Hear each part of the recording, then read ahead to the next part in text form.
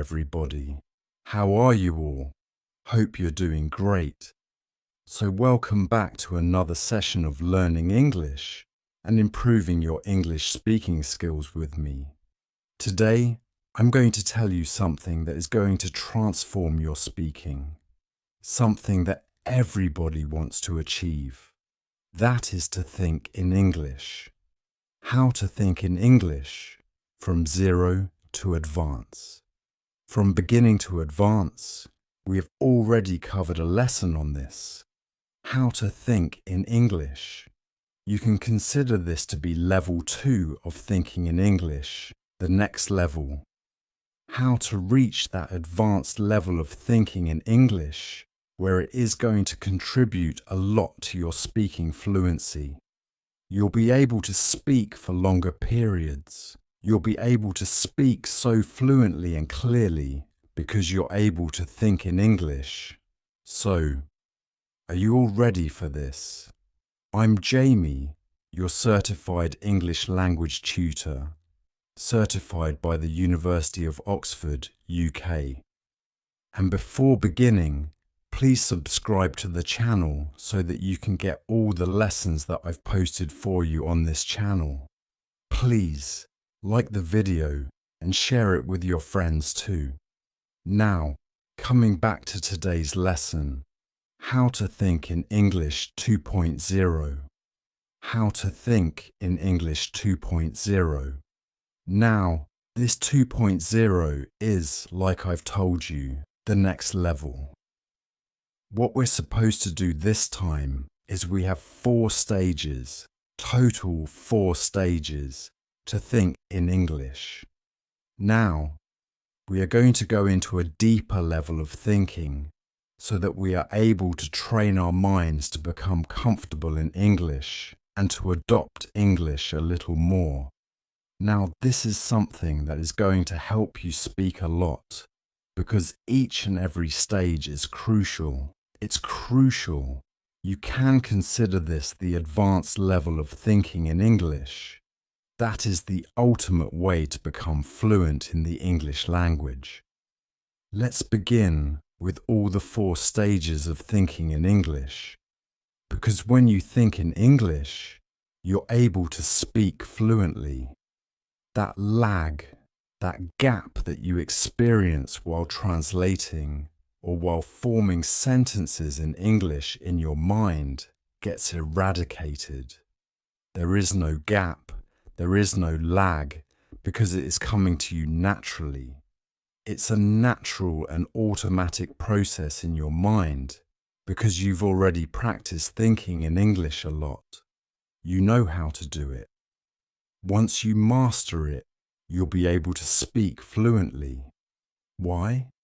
Because everything is right there at the back of your mind, just like it would be with your native language, just like that. So, are you ready? The 4 stages, important stages. Let's begin with them. Stage number 1. Well, stage number 1 is to think in verbs. To think in verbs, not words, not just a random word. No, to think in verbs. That's very important. To be thinking in verbs, because if we want to describe something, what is happening around us, it's all actions. A verb is an action word. Now, action is something that is meaningful. If you are just telling a meaningful word to somebody, a person would be able to understand something out of it. So, this is very important for you. If you look around yourself, it's all verb actions, right? Actions that mean actions are meaningful. So, you have to think in verbs. You can do this anytime, anywhere. If you're sitting in a subway, you can do it. If you are at a stoplight, for example, and you have a minute or 2 with yourself, you can just look around and practice at that time.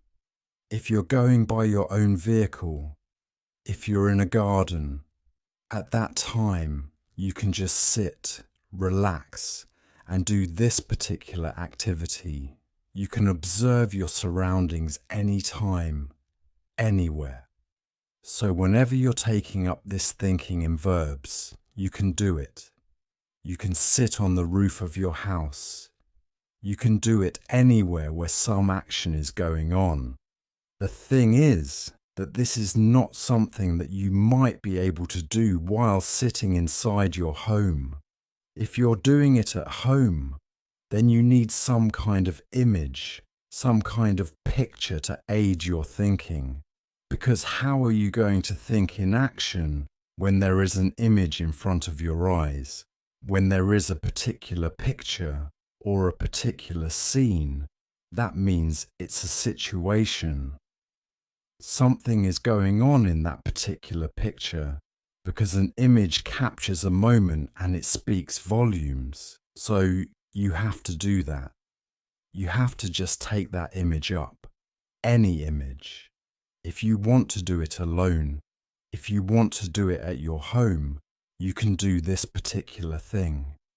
Take up an image, look closely, and try to identify by the actions, the verbs.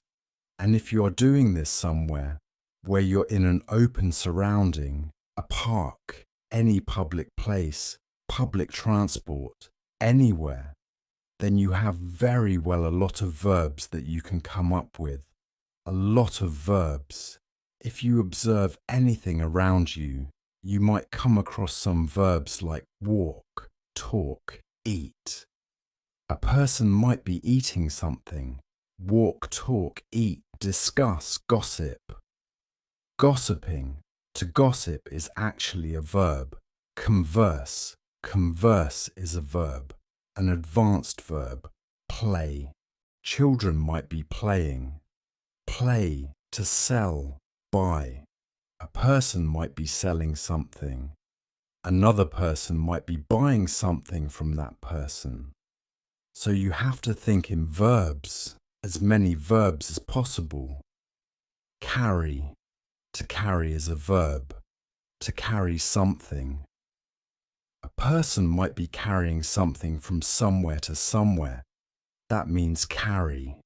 Check, to check. Some person might be checking out something. Talk, text, to text somebody. Texting, text, text, talk, read. A person might be reading, sing, listen. There are so many things going on around, so much that you can describe using just verbs. So you have to think in verbs, action words, the verbs. That's very important. And this is stage number 1. Stage number 2. Stage number 2 is to think in nouns. That means naming words. Words that name something. You have to think in nouns because if you look at it, when you're forming any sentence, you're actually talking about something in that particular sentence. You always have a subject. That means a noun, a naming word.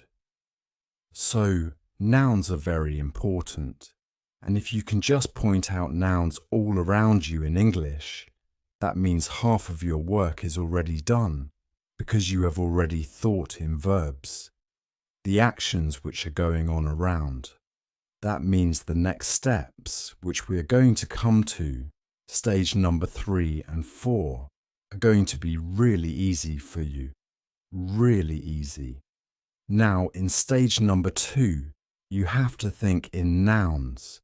Look closely around yourself. What all nouns can you actually point out? For example, right now in my surroundings, the nouns that I can say are notebook, desk, laptop, or I can say laptop pro. Laptop is going to be a common noun. Laptop pro is going to be its proper noun because this particular laptop is a laptop pro, right? So, laptop pro. Okay, I can say camera. I can say microphone. I'm having a microphone here. Microphone. Ring. Books.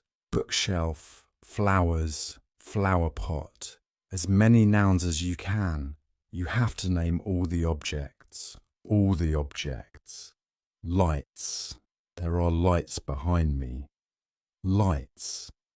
So I can name as many objects as I want. Chair. I'm sitting on a chair. So, chair.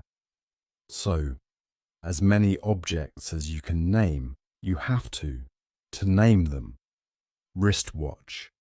So, as soon as I'm coming up with a new noun, because now the process has begun in my mind, I'm just adding it.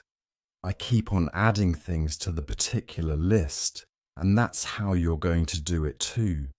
Add things to that list. Think in nouns. Think about everything that is there around you, okay? So you can say a girl, a boy, two girls. You can say children. Think about that too. Think about it.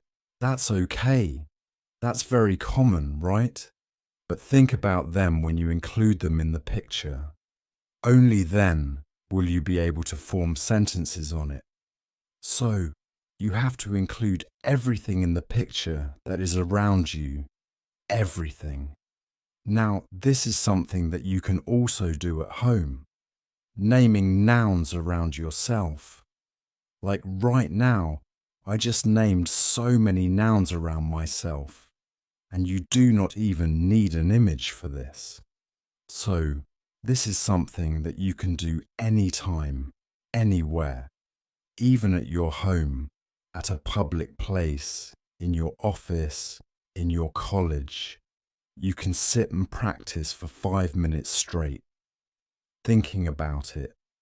Think in your mind. Think about it in your mind. And if you're sitting alone, there's nobody around you, you can speak them out loud too. That will help you solidify the thoughts that you're having. So it's going to help you a lot. Think in nouns, because there are so many objects around you and everything has a name to it. Stage number 3. Stage number 3 is to think in sentences. Think in sentences. You have to think in sentences. You can think about what sentences you would form with everything that is going on around you. The nouns, the verbs.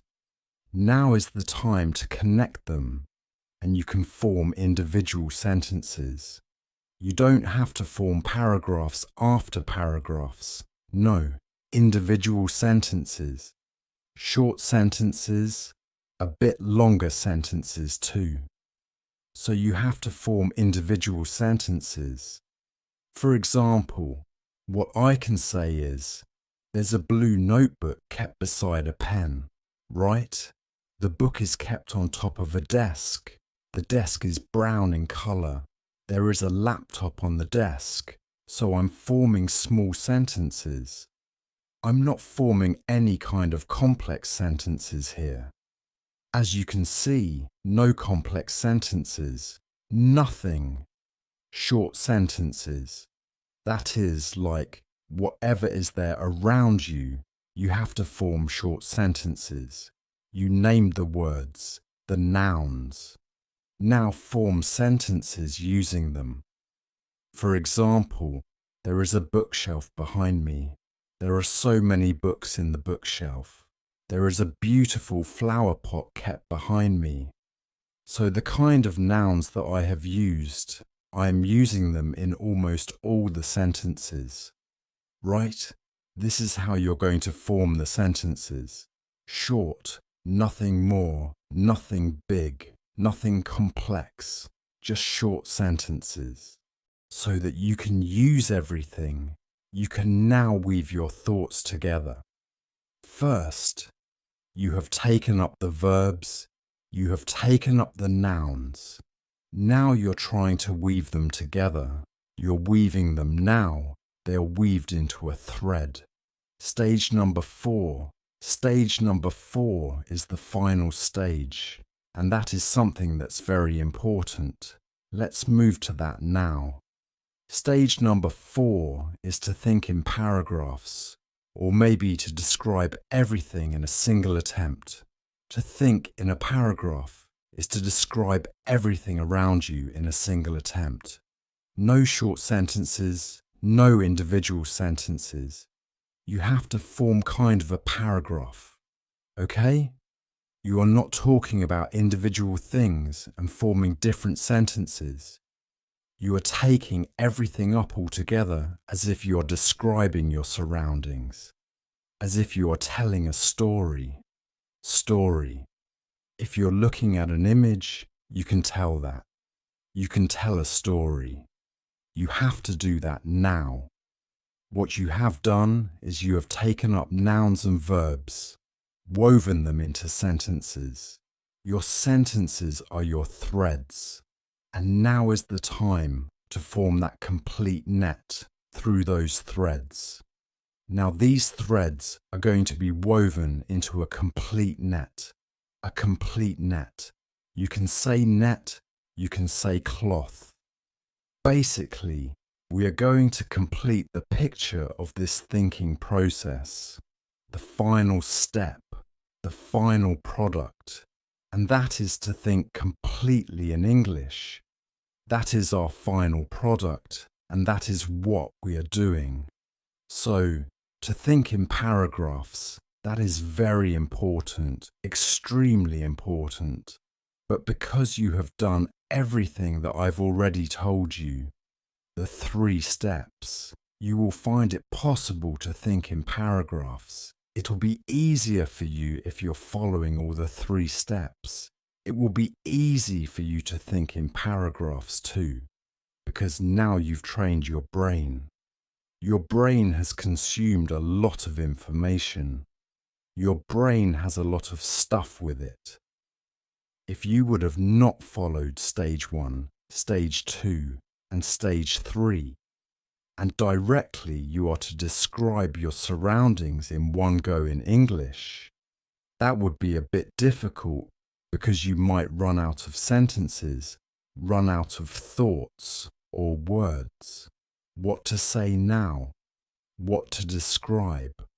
But because you have analysed everything, your brain has a lot of English stuff, a lot of stuff to describe in English right now, related to your surroundings.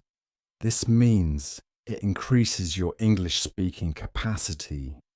You'll be able to speak more about your surroundings. You'll be able to speak for a longer time. You'll be able to speak fluently too. So let's do a demo. Okay, let's do a demo on this too. So if you have to form a paragraph, what I can say is, there is a book kept beside a pen, and they are lying on top of a desk. I'm working on a laptop Pro, and I'm doing my work quite seriously. There is a camera in front of me, which is helping me shoot this particular video, and I'm sitting in front of a bookshelf. There are so many books in the bookshelf, out of which most of them are my favourite novels, my favourite books. I love to read them a lot.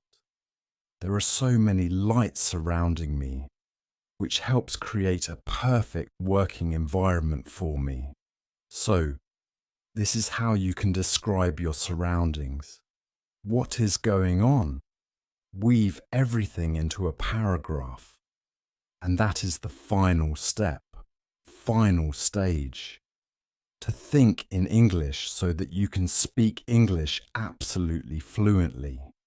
So that this thinking process can become easy for you, you need to practice it. This will not come to you suddenly or just like that. You practice it and you will see improvement. So if you practice, you'll see improvement. You'll see progress, and that is what we want to achieve, to be able to do it naturally. So in order to do it naturally, first you have to make efforts. Take up everything that I've told you today.